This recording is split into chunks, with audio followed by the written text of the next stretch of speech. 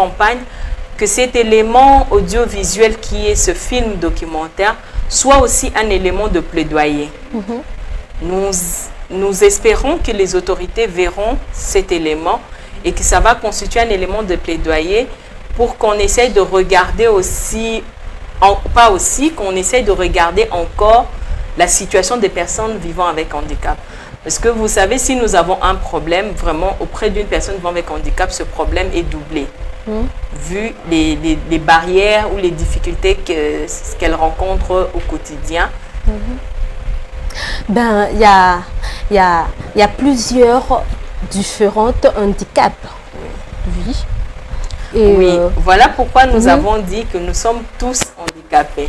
Il y a des gens qui m'ont dit, mais moi, je ne suis pas handicapé. Oui. Vous l'êtes, certainement, vous ignorez. Oui. Le handicap n'est pas seulement physique. Le handicap peut être linguistique, le handicap peut être culturel, le handicap peut être épidémiologique. Aujourd'hui, vous avez quand même vu, le monde entier a été paralysé à cause de la COVID-19. Nous avons été handicapés. Oui, les business a été paralysés. Nous ne pouvons rien faire juste parce qu'il y a eu une épidémie. Nous avons tous été handicapés. La taille d'une personne, par exemple, peut aussi être un handicap. Imaginez, vous êtes à la maison, vous travaillez que votre armoire est en hauteur. Pour y accéder, vous avez maintenant besoin d'un escabeau. Il faut rallonger votre taille. Oui, parce que vous êtes automatiquement, il y a un handicap. La langue peut être un handicap. Je suis ici, je parle, je suis à l'aise, mais si on m'emmenait, par exemple, au Cambodge, la langue parlée, si je rencontre une personne qui ne parle pas anglais, je serais handicapée. Je dois communiquer, j'ai besoin de quelque chose, mais je ne pourrais pas communiquer parce que la langue m'handicape. Le monde d'aujourd'hui vise les développements durables. Et pour y parvenir, pour arriver à ces développements durables, nous devons tous mettre la main dans la pâte. Mettre la main dans la pâte veut dire quoi? Nous devons tous participer pour qu'il y ait réellement ces développements. Et voilà pourquoi il y a les 17 objectifs du développement durable. On évite la discrimination. Et notre documentaire, au fait, vise la non-discrimination. Ça veut dire quoi? Les personnes dites, entre guillemets, je souligne, valides, doivent éviter de dénigrer ou de discriminer la personne vivant avec handicap. Et la personne, nous voulons aussi ces changements de perception sur le concept du handicap chez la personne vivant avec handicap elle-même.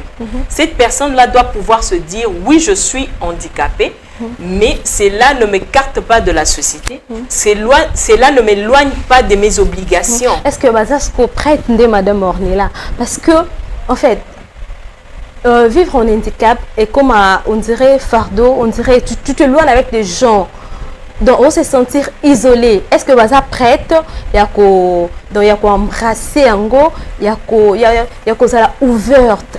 Yango wana to lobby que na association na objectif il y a campagne oyo et lingi kolobanini to lobby que je pense na solo la ki na lobby to linga ki te ko kende na documentaire oyo na lolenge ya que tozo filmer handicapé pour amilela pour aseto pour asenga te to lingi mutu oyo azana handicap physique yepe abandana ko bongo la makanisi na ye abanda ko bongo la lolenge na ye ya kozala parce que elobite lokola azana difficulté wana to azana kokoso wana azana handicap wana nde lobi ke akomi limité azana ba droite akoki ko sala eloko moko te tango mosusu ye mutu o azana handicap moko physique mais na nzela ya mayele na ye akoka kopesa eloko moko na société oyo ekoki ko apporter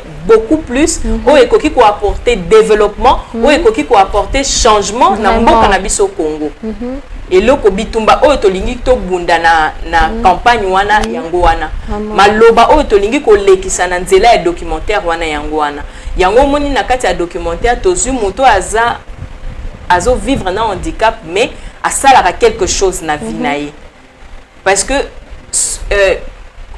lolenge mosusu pe ya malamu ya kolonga handicap na vie eza nini koyeba handicap na yo kondima yango pe ko surpasser yango soki na koloba na ye pe ko surpasser na koloba mais koyeba kolonga yango koyeba kotambola likolo ya handicap wana koyeba konyata handicap na yo wana yango nde kosala ke okende liboso yango nde kosala ke ozala indépendant yo moto wana oza na handicap o dépendre te na bato bapesa ozelaka te kaka bapasalisa yo mais côté ya biso pe bato oyo tozo porter ba handicap physique te biso pe to ana mosala ya kosala esengeli biso pe to bongola lolenge na biso lelo oyo toza na bandeko ebele oyo baza na handicap par exemple astangi université na ye asisa ba classe na ye mais soki bazozwa bato na mosala soki ase présenter wana automatiquement ozomona ke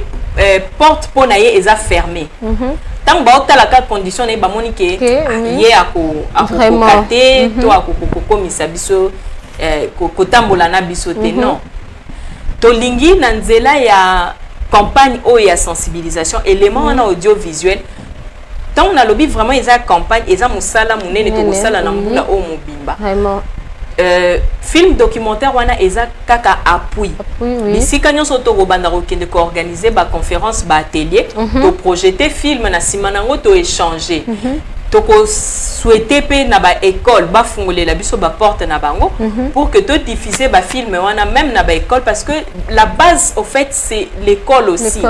Moi je sais à l'école nous avons des cours comme l'éducation civique et morale. On nous apprenait tant de choses. Moi, je sais, par exemple, aujourd'hui, si j'ai retenu, par exemple, qu'à table, il ne faut pas mettre les coudes sur la table lorsqu'on mange parce que je l'ai appris à l'école.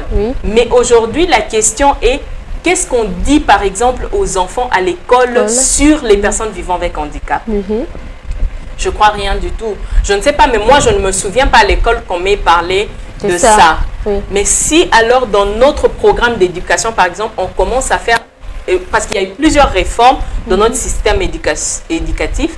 Alors, si on mettait aussi dans le programme le cours de SM qui parle aussi de ça, je crois que ça serait une bonne chose. Déjà, à la base, un enfant aurait déjà entendu quelque chose, été éduqué par rapport à ça. Et ça va forger quelque chose en lui. Il ne va jamais discriminer ou dénigrer la personne vivant avec handicap auprès de lui. Nous, au travers de cette campagne, le message que nous sommes en train de lancer, au fait, c'est l'inclusion. L'inclusion, la cohésion entre les personnes vivant avec handicap et les personnes non handicapées. Et l'inclusion.